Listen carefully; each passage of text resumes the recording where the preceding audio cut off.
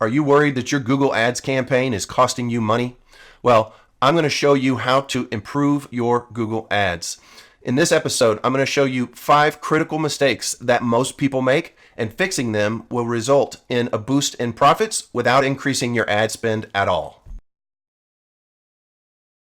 Hi, I'm Mark with Adventures in eCom, and my goal is to produce weekly videos that provide valuable information to help you make money online. So be sure and subscribe to the channel so that you'll be notified every time I create a new video. Now, first thing I want to talk about is your click-through rate. And an article on HubSpot says that average click-through rates are anywhere from, for search, are around 1.9%. You can see this chart that they have that it varies per vertical, but less than 2% is an average.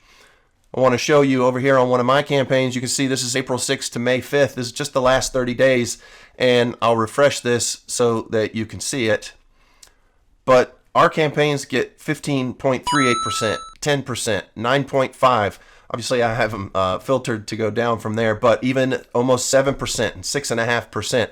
So I'm going to show you these 5 critical mistakes, and you can fix them just like us so that you can get more out of your ad spend. Okay, so over here, I just did a search for oil change, and you can see, everybody makes a mistake. This is a very competitive search term. And this second guy right here, he's bidding quite a bit to be second, win the second position on the page. But oil change service and cost, yourmechanic.com. Yeah, thank goodness it has oil change in there, but everybody makes mistakes. These are things that are so easy to correct. You just need to go through and rework them. If you have your practice and what you're going to be doing, then this whole thing gets so much easier. So nobody cares. You don't need to have your URL in the title. If anything, I would put my phone number in the title. This first title, it is the first thing that people read in search terms, and it is the most valuable real estate. All of this information down here, it backs up what their very first impression, and you get about a third of a second to make that impression. So service and cost, yourmechanic.com, in my opinion, that's all wasted space. So we can improve on this quite a bit. The first thing that I want to talk about on my list of 5 is keyword stuffing. Now, it's not the year 2000 anymore. We're not stuffing with SEO, stuffing for keywords and things like that. We actually get penalized against it. But I want to show you this search term here, savings account. I just did a search, and you can see this particular ad, right? So they have savings, savings, savings, and savings, all riddled in this the body of their ad. You don't need to keyword stuff these ads. It doesn't make it rank higher. This is a paid system. You rank higher by paying more money. You want to use the space that you have allotted to you very wisely. And you don't want to keyword stuff. You want to write complete sentences. You want to write great ad copy that speaks naturally to people, that back up what your big claim in your title of your ad is. Okay, so the next mistake that most people make in their search ads is not leveraging ad extensions. So I'm going to run through a couple here and show you what I mean. Here I am just in a new campaign. I'm going to go ahead and click on a couple of these things just to get us into that area. I'm going to click on a search, visit website. That's fine. I can put my Adventures in eCom URL, and let's continue. And then I'm going to come down to the bottom where we create ads. That's where our extensions are. So the first one is site link extension. You want to leverage using site links. It says right here, Google will tell you, you get up to 15% higher click-through rate by showing the additional information in your ad. Let me come over here to an example. And I did a search for Adidas shoes because I knew Adidas would be good at this. But you can see right here, these are their site links.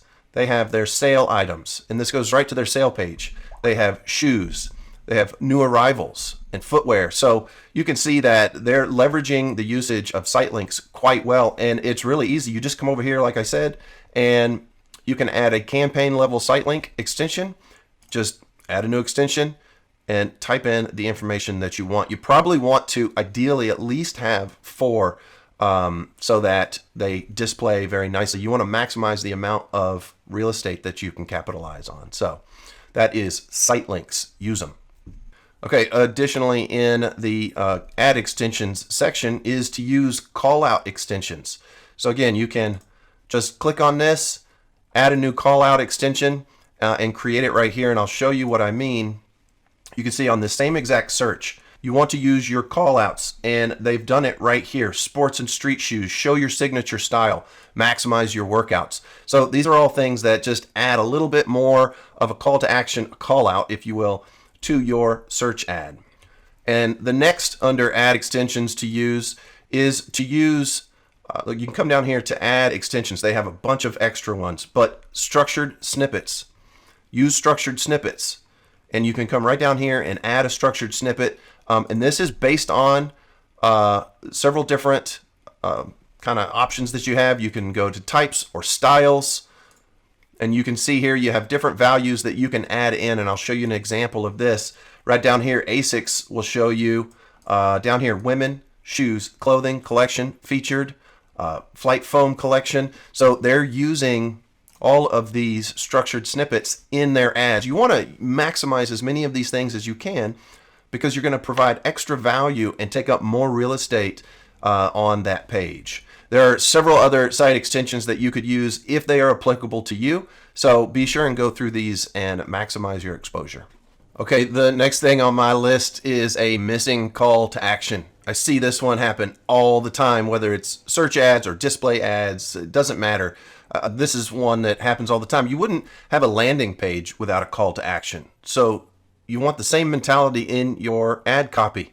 You want to have a simple call to action. None of these things are rocket science, but they are imperative to the success of your click-through rate. So add a call to action. Make sure that it is relative to the intent of the rest of your ad copy and what the searcher is looking for. And then make sure that it is the same on your landing page. You want it to be relative throughout your messaging, and you'll see an increase in your click-through rate. Okay, the next on my list is not staying consistent with your ad copy for what the searcher is looking for. You want to give your potential customer exactly what it is they're looking for. And I just did a simple search for women's shoes. You can see the very first ad that comes up is sexy and affordable heels. I didn't say anything about heels. I may look horrible in heels, to tell you the truth, but they're telling me right away, sexy and affordable heels. What if I'm looking for running shoes? What if I'm looking for something else, right? They are making an assumption, and thereby I guarantee that their CTR on this particular ad has got to be super low because they're sending this out. It's too broad of a search, and they're assuming that I want heels. So be sure and fix that. You can't assume anything. Use a dynamic keyword insertion for this. And you can see here, women's shoes. I guarantee these guys are using dynamic keyword insertion because women's shoes, women's shoes. You always want to start with relating to exactly what I'm looking at. Now, I probably would have put a better call to action in here than the name of the shoe store. Mostly people don't care about the name of the shoe store because A, it's right here in the title, so I know where I'm going to go. I mean, it's right here in the URL link, so I know where I'm going to go. Use this to your advantage. Have a bigger, bolder call to action up here, and you'll see an increase in your click-through ratio. And the fifth thing on my list, and probably the most important thing in my opinion, is, and I'll come over here and I'll just say it. Oops, let me get rid of this. And I'll say it real big. Always be testing. Always be testing. Never be satisfied with a great click-through rate. 15.38 is at the unicorn level of click-through rates as far as Google is concerned. My ad specialist that I work with, he tells me that that really is in that top 1%, less than 1%. Get that.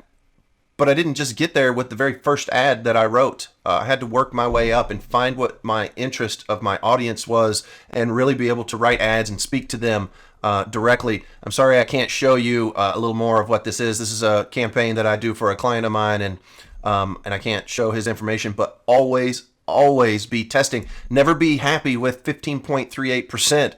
So what that tells me is I can do better. So I want to hit 16% and 16 and a quarter. The better that I get, the more money that I save and the more success that they see. So always be testing. Those are my 5 tips that you can, do better on, correct the mistakes in your ad campaign so that you can see better performance. If you like this video, then please give me a thumbs up, and don't forget to subscribe to the channel so that you'll stay notified every time I publish a new video. Thanks for watching, and I'll see you on the next one. Be sure to subscribe to the channel to be notified of future videos, and don't forget to like this video. Now, watch that video next. Go ahead, watch that video.